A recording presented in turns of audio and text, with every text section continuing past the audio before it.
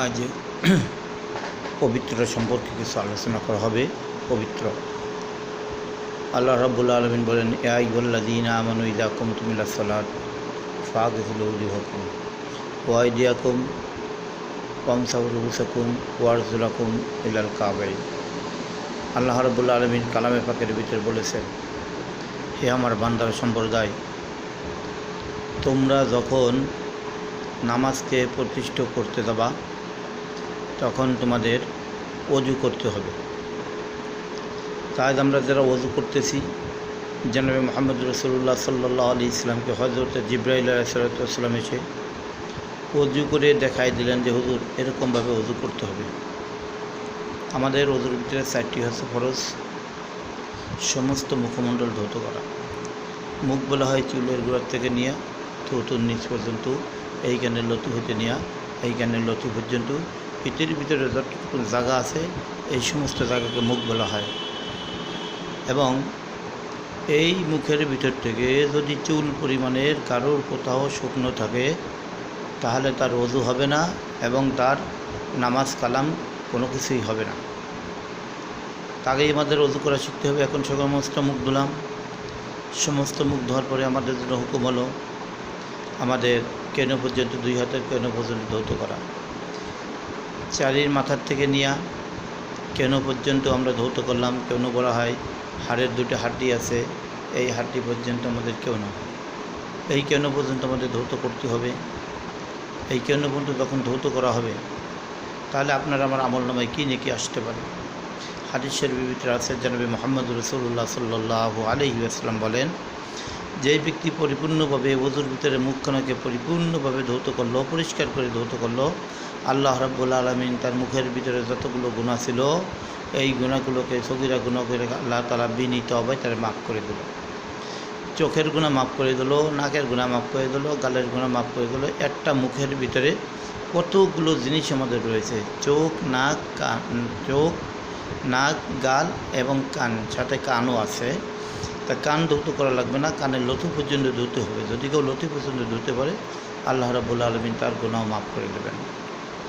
এরপরে আমাদের আসছে 2 হাতের কনুই সহ ধোয়া।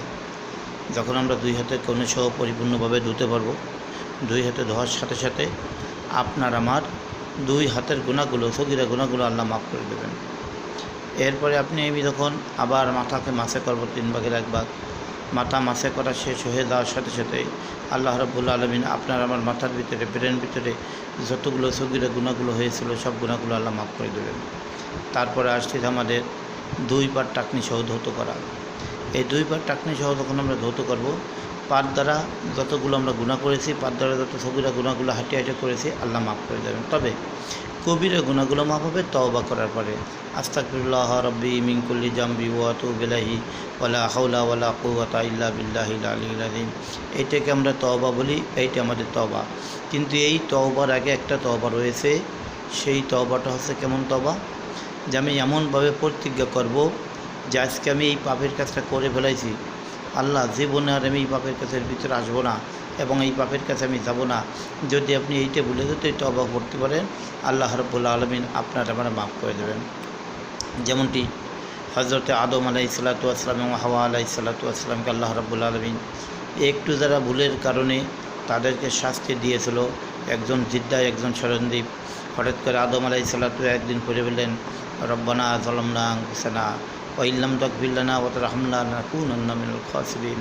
আদম আলাইহিস সালাতু ওয়াস সালামের পক্ষ থেকে বাইরে গেল, আল্লাহ আমি তো জুলুমি করেছি আমার নিজের নফসের পরে, আল্লাহ তুমি আমারে মাফ করে দাও, আমি আর জীবনে এই ক্ষতিগ্রস্ত কাজ আমি করব না, এর ভিতরে আর আমি করে যাব না।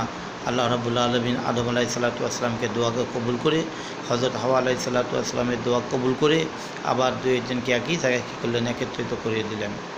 আজ আদম এবং হাওয়া যদি রব্বানা যালামনা আনফুসানা ওয়া ইল্লাম তাগফির লানা ওয়া তারহামনা লানাকুনান্না মিনাল খাসিরিন বলে যদি আজকে আল্লাহর কাছ থেকে মাপ চাইতে পারে, তাহলে আমরাও যত রকমভাবে আমরা মাপ চাই আল্লাহর কাছে অবশ্যই আমাদের মাপ করবেন।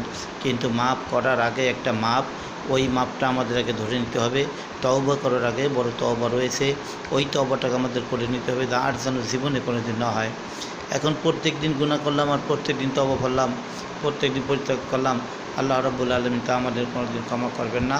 আল্লাহ রাব্বুল আলামিন আপনার আমার জন্য এটা মাফও করবেন না। এই জন্য তওবার আগে আমাদের তওবা করতে হবে। এই তওবাকে সঠিকভাবে যদি করতে পারি তাহলে আল্লাহ রাব্বুল আলামিন আল্লাহু গফুরুর রহিম, আল্লাহ তাআলা মাফ করনেওয়ালা মালিক। আল্লাহ রাব্বুল আলামিন আপনাকে আমাকে মাফ করে দিয়ে চির জান্নাতবাসী এবং চির জান্নাতের দরজা খুলে দেওয়া হবে। আমরা যেন এই জান্নাতের 8টি দরজা যে কোনো একটি দরজা দিয়ে আমরা জান্নাতে যাইতে পারি। আল্লাহ রাব্বুল আলামিন আপনাদের আমার সেই তৌফিক দান করবে। তবে আজ যারা দুনিয়া থেকে ইন্তেকাল করেছেন তাদের জন্য আমাদের দোয়া করতে হবে। রব্বির হামহুমা কামা রব্বায়ানি সগীরা, মা বাবার জন্য দোয়া করতে হবে। অন্যান্য প্রতিবেশীর জন্য দোয়া করতে, আল্লাহুম্মা গফির লানা ওয়ালি ওয়ালিদাইনা, আল্লাহুম্মা গফির লানা ওয়ালি শাইখিনা, আল্লাহুম্মা গফির লানা ওয়ালি মাশাইখিনা, আল্লাহুম্মা গফির লানা ওয়ালি আহবাবিনা, আল্লাহুম্মা গফির লানা ওয়ালি আজওয়াজিনা। এইভাবে আমাদের তাদের জন্য আমাদের দোয়া করতে হবে, বিবিদের জন্য দোয়া করতে হবে। আমরা যেন সকলের জন্য দোয়া করতে পারি। আল্লাহ যেন আমাদেরকে নেক হায়াত দারাজ করে। আমরা যেন প্রত্যেকে নেক আমল করে নেক অবস্থায় যেন আল্লাহর কাছে আমরা দোয়া করতে পারি। আল্লাহ রাব্বুল আলামিন আমাদের দোয়াকে কবুল করে আপনার আমার পিছনের জীবনের সব গুনাহগুলো মাফ করে দিক। আমিন।